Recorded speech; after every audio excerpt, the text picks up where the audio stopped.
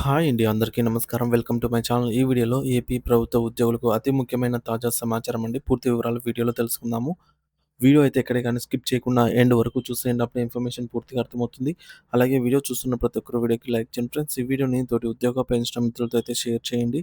కొత్తగా మన ఛానల్ చూస్తున్న వారు ఇంకా ఎవరైనా సబ్స్క్రైబ్ చేసుకోకుంటే వెంటనే మన ఛానల్ అయితే సబ్స్క్రైబ్ చేసుకోండి.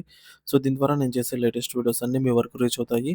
ఇక ఆలస్యం చేయకుండా వివరాల్లోకైతే వెళ్ళిపోదాము. ఫ్రెండ్స్ ఇక విషయానికొచ్చినట్లయితే ఆంధ్రప్రదేశ్ ప్రభుత్వ ఉద్యోగులకు ఏపీజీఎల్ఐ బాండ్ల గురించిన ముఖ్యమైన సూచన అండి. మీరు ఏపీజీఎల్ఐ పాలసీ తీసుకున్నప్పుడు ఆ బాండ్ల పైన మెచ్యూరిటీ తేదీ అనేది స్పష్టంగా ఇవ్వబడుతుంది. సాధారణంగా 58 సంవత్సరాల వయసును బట్టి ఒక తేదీ ఉంటుంది. అలాగే మీరు తీసుకున్న బాండ్‌ను బట్టి వేర్వేరు మెచ్యూరిటీ తేదీలు అయితే ఉంటాయి. మెచ్యూరిటీ క్లెయిమ్‌కు నామినీ తప్పనిసరి. మీ బాండ్ మెచ్యూరిటీకి దగ్గరవుతుందా? లేదా మీరు మెచ్యూరిటీకి అప్లై అనుకుంటే ఒక ముఖ్యమైన విషయాన్ని గుర్తుంచుకోవాలి.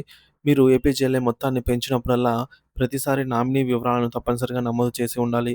లేకపోతే మీ బాండ్ మెచ్యూర్ అయ్యే సమయానికి నామినీ పేరు అందులో లేనట్టయితే ఆ మెచ్యూరిటీ అమౌంట్ క్లెయిమ్ అవ్వదు. ఏపీజీఎల్ఐ పాలసీ అనేది సాధారణంగా తక్కువ మొత్తంలో ప్రారంభమవుతుంది. మీ బేసిక్ పే పెరుగుతున్న కొద్దీ ఏపీజీఎల్ఐ అమౌంట్ కూడా పెరుగుతూ ఉంటుంది. ఈ పెరుగుదలతో పాటు నామినీ వివరాలు కూడా అప్డేట్ చేయబడాలి.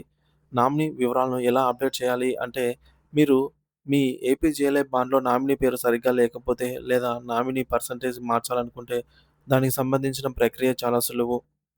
మొదటగా మీరు మీ యొక్క వ్యక్తిగత ఈ నిధి లాగిన్‌లోకి పోర్టల్‌లోకైతే ఈ నిధి పోర్టల్‌లోకి లాగిన్ అవ్వాలి. మీరు మీ యొక్క సీఎఫ్ఎంఎస్ ఐడీ, పాస్వర్డ్ ఉపయోగించి ఈ పోర్టల్‌లో లాగిన్ అవ్వాలి. నామినీ వివరాలు మార్చండి. సో, ఈ పోర్టల్‌లో మీరు నామినీ పేరును మార్చడం లేదా నామినీ పర్సెంటేజ్‌లను మార్చడం వంటివి కూడా మీరే చేసుకోవచ్చు. మీ ద్వారా అవుతుంది.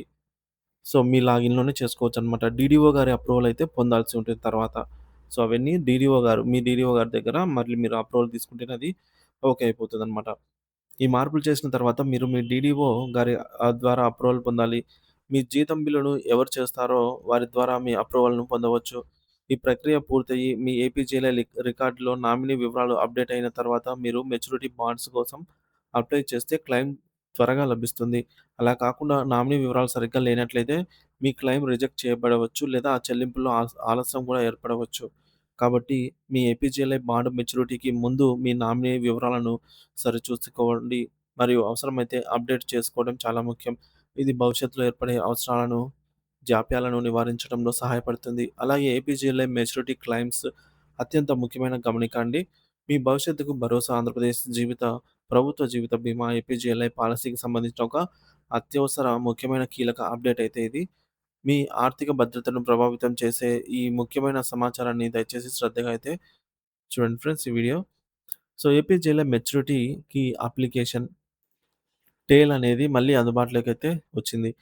సీఎఫ్ఎంఎస్ పోర్టల్‌లో ఏపీజేల మెచ్యూరిటీ క్లెయిమ్‌ల కోసం దరఖాస్తు చేసుకునే ఆప్షన్ ఇప్పుడు తిరిగి ఎనేబుల్ చేయబడింది. ఇది చాలామంది ఉద్యోగులకు శుభవార్త. మరి గతంలో మన ప్రభుత్వ ఉద్యోగుల పదవీ విరమణ వయసు 58 లేదా 60 సంవత్సరాలుగా ఉండేది.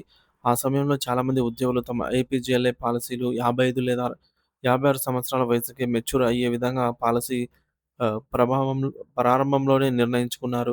ఇది అప్పటి నిబంధనలకు అనుగుణంగానే ఉండేది. అయితే కాలక్రమేణా ప్రభుత్వం ఒక ముఖ్యమైన నిర్ణయం తీసుకొని పదవీ విరమణ వయసును 62 సంవత్సరాలకు పెంచింది. ఈ మార్పు మంచిదే అయినప్పటికీ ఇది ఏపీజీఎల్ఐ పాలసీ విషయంలో కొన్ని సమస్యలను సృష్టించింది.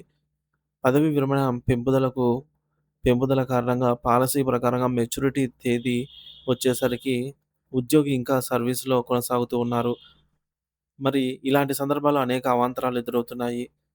అనవసర ప్రీమియం కోతలు. చివరి ప్రీమియం చెల్లింపు తేదీ ఎప్పుడో దాటిపోయినా సరే కొన్ని సాంకేతిక లోపాల వల్ల లేదా సిస్టమ్ అప్డేట్ కాకపోవడం వల్ల మీ యొక్క జీతం నుంచి ప్రీమియంలు కట్ అవుతూనే ఉన్నాయి. ఇది మీ నెలవారీ ఆదాయంపై ప్రభావం చూపుతుంది. మెచ్యూరిటీ తేదీ దాటినా ఉద్యోగి ఇంకా పదవీ విరమణ చేయనందున మెచ్యూరిటీ మొత్తాన్ని క్లెయిమ్ చేసుకోలేని విచిత్ర పరిస్థితి ఏర్పడింది. మీ సొమ్ము మీకే అందుబాటులో లేకుండా పోయింది. మరి ఈ క్రింది లక్షణాలున్న ఉద్యోగులు మరియు ఉపాధ్యాయులు అప్రమత్తంగా ఉండాలి. ముఖ్యంగా 50 సంవత్సరాలు పైబడిన ఉద్యోగులు, అలాగే పదవీ విరమణకు ఇంకా 3-7 సంవత్సరాల సర్వీస్ ఉన్నవారు, తమ పాలసీ మెచ్యూరిటీ తేదీ పాత పదవీ విరమణ వయస్సు ప్రకారంగా సెట్ చేయబడి ఉంది అని భావించేవారు. సో, మీరు చేయవలసిన తక్షణ కర్తవ్యం ఏంటంటే, పైన చెప్పిన కేటగిరీలకు చెందిన ఉద్యోగులందరూ తప్పనిసరిగా తమ ఏపీజీఎల్ఐ బాండ్ పాలసీ వివరాలను ఒకసారి క్షుణ్ణంగా తనిఖీ చేసుకోవాలి. ముఖ్యంగా చివరి ప్రీమియం చెల్లింపు తేదీ మరియు మెచ్యూరిటీ తేదీలను సరిచూసుకోవాలి. ఈ వివరాలను ఎక్కడ తెలుసుకోవచ్చు అంటే, మీరు ఈ వివరాలను కింది మార్గాల ద్వారా పొందవచ్చు. మొదటిది, మీ పాలసీ బాండ్‌పై మీ ఒరిజినల్ ఏపీజీఎల్ఐ బాండ్ పత్రంపై ఈ వివరాలు స్పష్టంగా ఉంటాయి. రెండోది, సీఎఫ్ఎంఎస్ లాగిన్ ద్వారా మీ సీఎఫ్ఎంఎస్ పోర్టల్‌లోకి లాగిన్ అయ్యి మీ ఏపీజీఎల్ఐ వివరాలను చూడవచ్చు. మూడోది, మీ డీడీఓ లేదా సంబంధిత ఏపీజీఎల్ఐ కార్యాలయం ద్వారా మీ డ్రాయింగ్ అండ్ డిస్బర్సింగ్ ఆఫీసర్ లేదా జిల్లా ఏపీజీఎల్ఐ కార్యాలయాన్ని సంప్రదించి వివరాలు తెలుసుకోవచ్చు.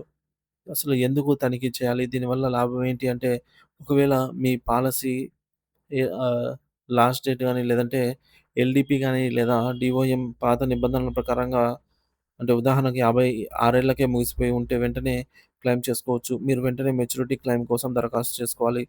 మీరు సర్వీస్‌లో ఉన్నప్పుడే. ఇప్పుడు సీఎఫ్ఎంఎస్‌లో ఆప్షన్ అయితే అందుబాటులో ఉంది కాబట్టి ఈ ప్రక్రియ అనేది సులభతరం. మీ ప్రీమియం కోతలు ఆగిపోతాయి. ఇలా చేయడం వల్ల మీరు జీతం నుండి అనవసరంగా ప్రీమియం కట్ అవ్వడం ఆగిపోతుందనమాట. ఇక ఇది మీ ఆర్థిక నష్టాన్ని నివారిస్తుంది. మెచ్యూరిటీ మొత్తం అందుతుంది. మెచ్యూరిటీ మొత్తాన్ని పొందడానికి మార్గం సుగమం అవుతుంది. ప్రభుత్వ నిబంధనల మేరకే. సో, మీకు రావాల్సిన సొమ్ము మీకు చేరుతుంది. సో, కాబట్టి ఎవరు కూడా నిర్లక్ష్యం వహించవద్దు. అజాగ్రత్త ఆపద. ఈ విషయాన్ని తేలిగ్గా తీసుకుంటే ఎల్‌పీడీ దాటిన తర్వాత కూడా మీరు చెల్లించే ప్రీమియంలు వృధా అయ్యే ప్రమాదం ఉంది. మరి అంతేకాకుండా మెచ్యూరిటీ ప్రయోజనాలు పొందడంలో అనవసరమైన జాప్యం కూడా జరగవచ్చు. ఇది మీకు ఆర్థికంగా అసౌకర్యాన్ని కలిగిస్తుంది. సో, మొత్తానికి ఉద్యోగ మిత్రులందరూ కూడా పైన తెలిపిన జీతాలు పెండింగ్ బిల్లులు మరియు ముఖ్యంగా ఏపీజీఎల్ఐ మెచ్యూరిటీకి సంబంధించిన సమాచారాన్ని గమనించి అవసరమైన చోట్ల తక్షణ చర్యలు తీసుకోవాలని అయితే కోరుతున్నాము. మీ ఆర్థిక ప్రయోజనాలను పరిరక్షించుకోవడానికి, మీ కష్టార్జితాన్ని సకాలంలో పొందటానికి ఈ సమాచారం అనేది ఎంతగానో ఉపయోగపడుతుందని అయితే ఆశిస్తున్నాము. మీ భవిష్యత్తును సురక్షితంగా అయితే ఉంచుకోగలరు. Thank you for watching this video.